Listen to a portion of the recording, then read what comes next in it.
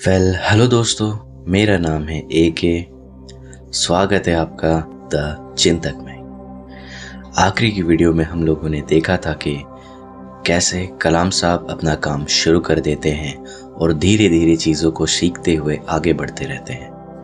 उसके बाद से कहानी यहाँ शुरू होगी।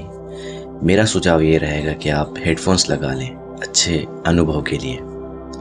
तो शुरू करते हैं।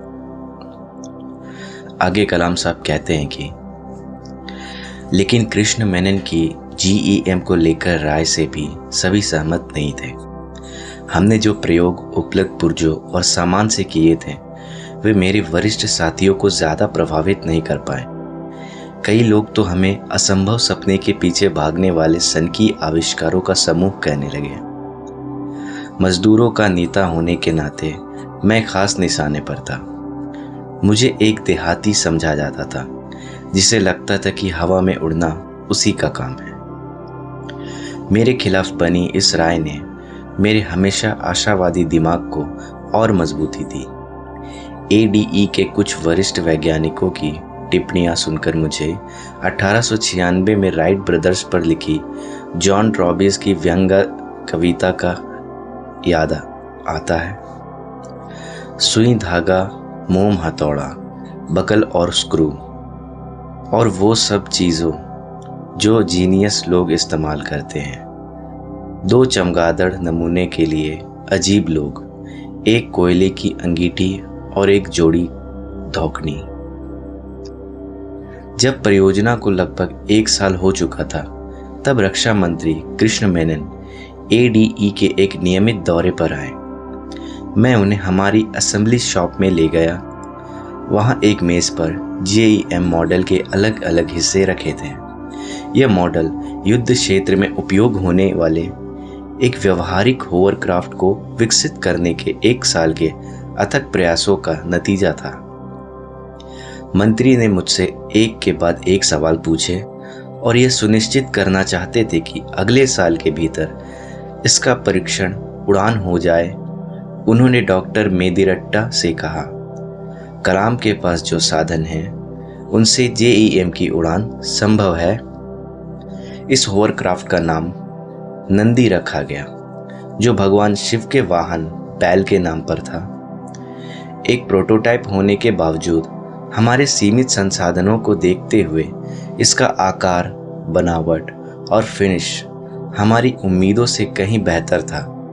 मैंने अपने साथियों से कहा, यह कोई सनकियों द्वारा बनाई गई मशीन नहीं है बल्कि काबिल इंजीनियरों का बनाया हुआ उड़ने वाला यंत्र है। इसे देखने के लिए नहीं, उड़ाने के लिए बनाया गया है। कृष्ण मेनन ने सभी अधिकारियों की सुरक्षा संबंधित चिंताओं को नज़रअंदाज करते हुए नंदी में उड़ान भरी। मंत्री के साथ आए एक ग्रुप कैप्टन जिनके पास हजारों घंटों की उड़ान का अनुभव था, उन्होंने मंत्री को खतरे से बचाने के लिए खुद मशीन उड़ाने की पेशकश की और मुझे बाहर आने का इशारा किया।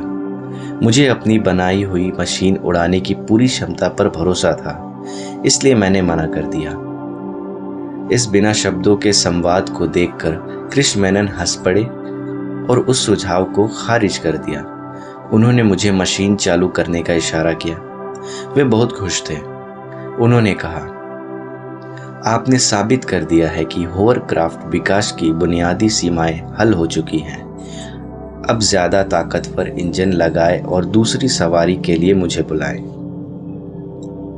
वही संदेह करने वाले ग्रुप कैप्टन गोयल, जो बाद में एयर मार्शल बने, आगे चलकर मेरे अच्छे मित्र बने। हमने यह परियोजना तय समय से पहले पूरी कर ली। हमारे पास एक काम करने वाला होवरक्राफ्ट था जो लगभग 40 मिमी की एयर क्रूशन पर 550 किलो भार अपने वजन सहित लेकर चल सकता था। डॉक्टर मेदिरट्टा इस उपलब्धि से बेहद खुश हुए थे, लेकिन तब तक कृष्ण मेनन पद से हट चुके थे और दूसरी सवारी नहीं ले पाए। नए हालात में बहुत कम लोग स्वदेशी सैन्य होवरक्राफ्ट के उनके सपने को साझा करते थे। सच तो यह है कि आज भी हम होवरक्राफ्ट आयात करते हैं। यह परियोजना विवादों में फंस गई और अंततः बंद कर दी गई। यह मेरे लिए नया अनुभव था। अब तक मुझे लगता था कि आसमान ही सीमा है, लेकिन अब सीमाएं बहुत नज़दीक दिखने लगी। जीवन में कुछ सीमाएं होती हैं। आप केवल इतना ही वजन उठा सकते हैं, इतनी ही तेज सीख सकते हैं, इतनी ही मेहनत कर सकते हैं और इतना ही दूर जा सकते हैं।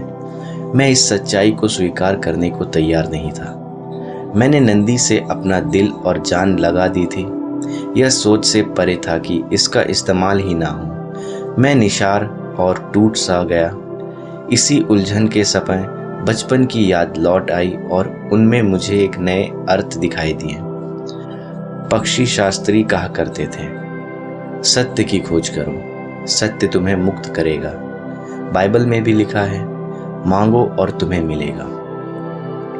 यह तुरंत नहीं हुआ, लेकिन हुआ जरूर। एक दिन डॉक्टर मेदिरट्टा ने मुझे बुलाया और होवरक्राफ्ट की स्थिति के बारे में पूछा। जब मैंने बताया कि वह उड़ान के लिए पूरी तरह तैयार है, तो उन्होंने कहा कि अगले दिन एक महत्वपूर्ण व्यक्ति के लिए प्रदर्शन की व्यवस्था करें। मुझे नहीं पता था कि कोई वीआईपी आने वाला है, लेकिन हमने उनके निर्देश मान लिए और मन में फिर से उम्मीद जगा उठी। अगले दिन डॉक्टर मेदिरट्टा एक लंबे सुंदर दाढ़ी वाले व्यक्ति को लेकर आए। उन्होंने मशीन के बारे में कई सवाल पूछे।